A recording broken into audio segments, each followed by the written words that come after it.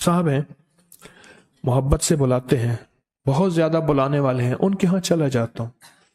میں نے دیکھا تو ان کا بھائی جو ہے ایسے چل رہا تھا تو ہاتھ میں تسبیح تھی، بات تھوڑی کرتا تھا، تسبیح زیادہ پڑتا تھا. اس کا دبئی میں بہت بڑا کاروبار، جسے کہنا چاہیے بہت بڑا کاروبار دبئی میں. کہنے لگا گاڑی میں جا رہا تھا، کچھ لوگ آئے، گاڑی کا دروازہ کھولا، بیٹھے، مجھے لے گئے. پھر میرے گھر والوں کو مہینوں پتہ نہ چلا، اور اس کے بعد بڑی اذیتوں کے بعد میں چھوٹا. اب وہاں بیٹھ کے پھر اللہ ہی تھا تنہائی میں، اور تو کوئی تھا ہی نہیں. کہا کہ وہ اللہ سے ذکر کرنے اور باتیں کرنے کی ایسی کوئی مجھے عادت سی پڑ گئی ہے. اب لوگ مجھے کہتے ہیں کہ آپ جیل کی اذیتوں کی وجہ سے خاموش ہو گئے ہیں. میں لوگوں کو لاکھ کہتا ہوں، نہیں، وہ مانتے نہیں. جیسے نا بندہ کوئی غم کی وجہ سے بعض اوقات نا چپ ہو جاتا ہے. وہ کیوں کہتے ہیں؟ اسے چپ لگ گئی ہے، خاموش ہو گیا ہے. کہا کہ میں لوگوں کو کہتا ہوں نہیں، میں جیل کی وجہ سے خاموش نہیں ہوں.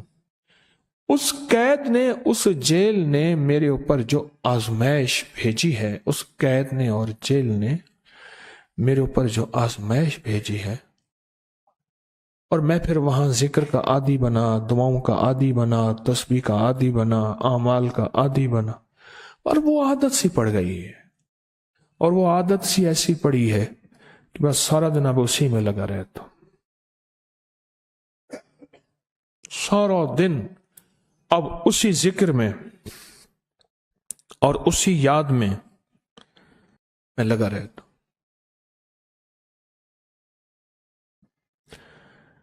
کہیں ایسا نہ ہو ہم بھی اگر ذکر سے غافل ہوئے، تسبیح سے غافل ہوئے، خدا نہ خواستہ ایسی آزمائش آ جائے، اور پھر ہم ذکر اور تسبیح اور اعمال کے عادی بن جائیں. اللہ سے عافیت مانگے. اور اگر ہماری زبانوں پہ تسبیح ذکر آ گیا ہے عافیت کے دنوں میں، تو سمجھ لیں یہ اس کی عطا ہے، یہ اس کی نعمت ہے، یہ اس کی کریمی ہے، یہ اس کا فضل ہے. اس نے بہت بڑی آزمائش سے پہلے ہمارے اوپر اتنا کرم کر دیا، اس کا بہت بڑا کرم ہے.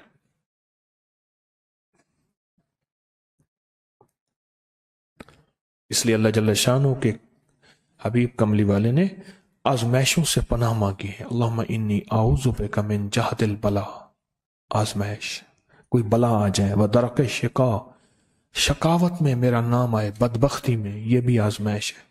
وسوء القضاء، میرے لیے ایسے فیصلے ہونا شروع ہو جائیں جو مجھے برباد کر دیں، ایک کے بعد دوسرا میرے حق میں فیصلہ، میرے خلاف فیصلے سارے.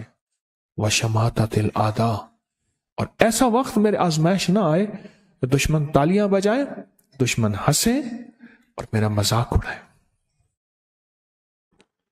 اس لیے میرے آقا نے، میرے حضور نے آزمائشوں سے پناہ مانگی ہے، عافیت مانگی ہے. اللہم انی اعوذ بک من زوال نعمتک، اللہ نعمت دی پھر اس کا زوال آ گیا. وتحول عافیت، عافیت دی اور تو نے چھین لی. اللہم انی اعوذ بک من زوال نعمتک وتحول عافیتک وفجاءت نقمتک وجمیع سخطک. اے اللہ کو میرے اوپر ایسے حملے ہوں اور سختیاں میرے اوپر شروع ہوں، مولا میں اس سے پناہ مانگتا ہوں.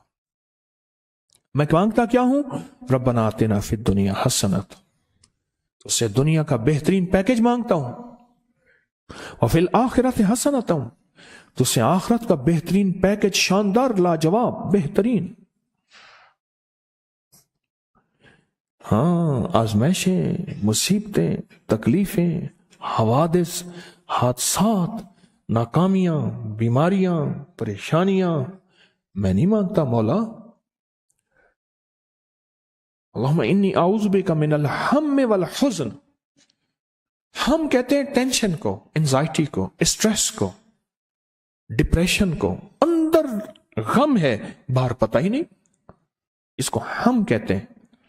اور حزن کہتے ہیں جس پہ ہائے ہائے ہو. اے اللہ میں تجھ سے اندر کا دکھ جو مجھے دیمک کی طرح کھائے، اور باہر کا دکھ جو مجھے تڑپائے۔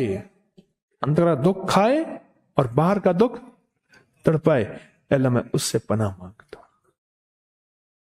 ہم والحزن، عجز والکسل، ایسا کہ میں عاجز ہو جاؤں یا میرے پر سستی غالب ہو جائے۔ کتنے لوگ ایسے ہیں ان کے اوپر سستی غالب ہے، بہت بڑی مصیبت ہے زندگی کی۔ میرے آقا کملی والے نے اس سے پناہ مانگی، اللہ کے حبیب میرے آقا نے آزمائشوں سے پناہ مانگی۔ اللہم انی اعوذ بک من الفقر والکفر، اے میرا مولا مجھے کفر سے اور فقر سے بچا۔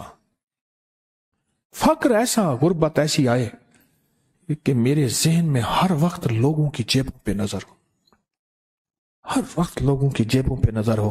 یہ دو وقت میں ہوتا ہے، ذہن نشین رکھیے گا۔ اس فقیر کا تجربہ ہے، ایک جب طمع بڑھ جاتا ہے، لالچ بڑھ جاتی ہے، اس وقت لوگوں کی جیبوں پہ نظر ہوتی ہے۔ جب فقر بڑھ جاتا ہے، غربت اور تنگ دستی اور فقیری بڑھ جاتی ہے، پھر لوگوں کی جیبوں پہ نظر اس کی ہوتی ہے اور اللہ کے خزانوں پہ نظر نہیں ہوتی یا کم ہوتی۔ اے میرا مولا مجھے فقر سے بچا اور کفر سے بچا، کہ ایسا وقت نہ آئے میں اپنا دین بیچ بیٹھوں، اپنا ایمان بیچ بیٹھوں۔ ہمارے ایک مخلص تھے عبد الوحید سلیمانی صاحب رحمۃ اللہ علیہ، کہنے لگے انارکلی میں میرا ایک دوست تھا، تو میں اس دوست کے ساتھ زندگی گزری، پنجاب یونیورسٹی میں اکٹھے پڑھتے تھے۔ تو پھر پتہ چلا کہ وہ بہت مالدار ہو گیا، اسلام آباد کے ایک بہت بڑے سیکٹر میں گیا تو اس کا گھر دیکھا، گاڑیاں، بڑا گھر، اور یہاں اس کے پاس ایک پرانی سی پتلون ہوتی تھی اور غربت ہوتی تھی، اور انارکلی کے کسی اوپر چبارے کے کسی کمرہ لیا ہوا تھا۔ تو میں نے اس کا نام لے کے پوچھا یہ کیا؟ اس نے ایسے سینے پہ ہاتھ رکھ کے کہا بس یہی بیچا ہے، اب باقی سب ٹھیک ہے، سینے پہ ایمان بیچا ہے، سب کچھ مل گیا۔ اللہ میرے پر وہ وقت نہ لا جب میرے اوپر فقر غالب آ جائے یا کفر آ جائے۔ میری آقا کملی والے نے آزمائشوں سے پناہ مانگی، اور آپ حضرات کتنے خوش قسمت ہیں، اس کی شان کریمی اللہ نے آزمائشوں سے بچائے، اور انشاءاللہ ان نام کی برکتوں سے، ان دعاؤں کی برکتوں سے، ان تسبیحوں کی برکتوں سے، اس اللہ کے نام لینے کی برکت سے انشاءاللہ اللہ اور آزمائشوں سے بچائے گا۔ اللہ نے بغیر آزمائشوں کے ہمیں اپنا نام دے دیا،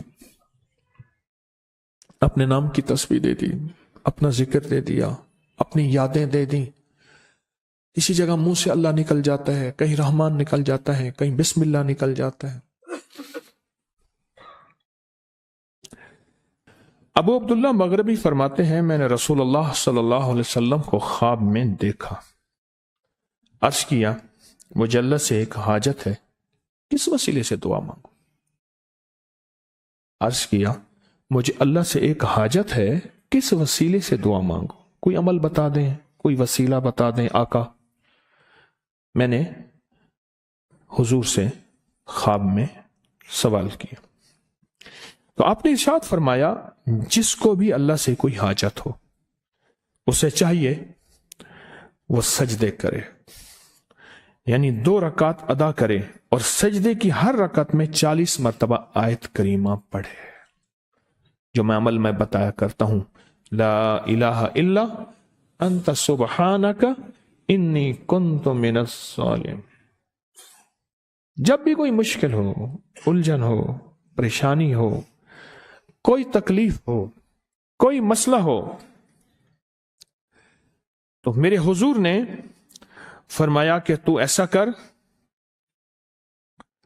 تو ایسا کر، تو کیا کر، تو نفل پڑھ، ہر رکعت میں سبحان ربی الاعلیٰ کے بعد 40 مرتبہ آیت کریمہ پڑھ، اور پڑھ ایسے ڈوب ڈوب کے، مانگ مانگ کے، گڑ گڑا کے، بھیکاری محتاج سائل اور منگتا بن کے پڑھ۔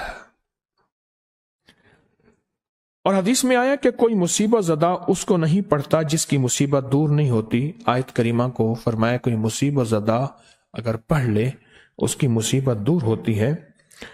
اور ایک اور حدیث میں ہے کہ کبھی ایسا نہیں ہوا کہ کسی مسلمان آدمی نے کسی چیز کے لیے اسے پڑھا ہو اور اس کی دعا قبول نہ ہوئی ہو، اور اس کو ترمذی اور نسائی نے روایت کیا ہے۔ میرے آقا فرماتے ہیں کہ میں جب شب معراج میں میرا ایک شخص پر گزر ہوا جو نور عرش میں چھپا ہوا تھا، عرش کے نور میں اتنا ڈوبا ہوا تھا، خود چھپا ہوا تھا عرش کے نور میں۔ میں نے پوچھا یہ کون ہے؟ یا کوئی فرشتہ ہے؟ فرمایا نہیں۔ میں نے کہا تو پھر یہ کون ہے؟ فرمایا ایک انسان ہے، جب دنیا میں تھا تو یاد خدا اسے اس کی زبان پر تر و تازہ رہتی تھی، اس کا دل مسجد میں لگا رہتا تھا۔ آج اللہ کے حضور یہ نور عرش کے نور میں اتنا ڈوبا ہے کہ خود چھپ گیا۔ دو چیزوں کی وجہ سے، ایک، اس کی زبان ہر وقت اللہ کی یاد سے تر و تازہ رہتی تھی۔ جو دم غافل سو دم کافر، میں نے مرشد سبق پڑھایا ہو۔ حضور کہتے ہیں میں مرشد کے پاس گیا، میں نے کہا حضرت کو نصیحت فرما دیں۔ فرمایا میری نصیحت یہی ہے، جس دم غافل ہوگا سمجھ لے وہ دم تیرا کافر ہے۔ اور کافر کے معنی اصل ہیں انکار کے، وہ تیرا دم اللہ کے ساتھ جڑا ہوا نہیں ہے۔ فرمایا ذکر کرنے والوں کی مثال زندہ کی ہے اور ذکر نہ کرنے والوں کی مثال مردہ کی ہے۔ حضرت خالد بن ولید نے فرمایا ایک طرف ہزاروں تھے اور فرمایا مجھے چند دے دیں، تو پوچھا آپ کو چند کیوں دیں؟ کہا وہ سارے مردہ ہیں، وہ کلمہ پڑھنے والے نہیں تھے، وہ سارے مردہ ہیں، مجھے چند کلمہ پڑھنے والے دے دیں، یہ سارے زندہ ہیں اور یہ غالب آئیں گے۔ اور یہی ہوا، اور یہ کلمہ پڑھنے والے غالب آ گئے۔ آپ نے فرمایا کہ غافلوں کے درمیان اللہ کی یاد میں لگا رہنے والا ایسا ہے جیسے خشک درختوں کے درمیان سبز درخت ہو، اور جو غافلوں کی جماعت میں جو خدا کی یاد میں لگا رہتا ہے اللہ ہی اس کو جنت میں ٹھکانہ دکھائے گا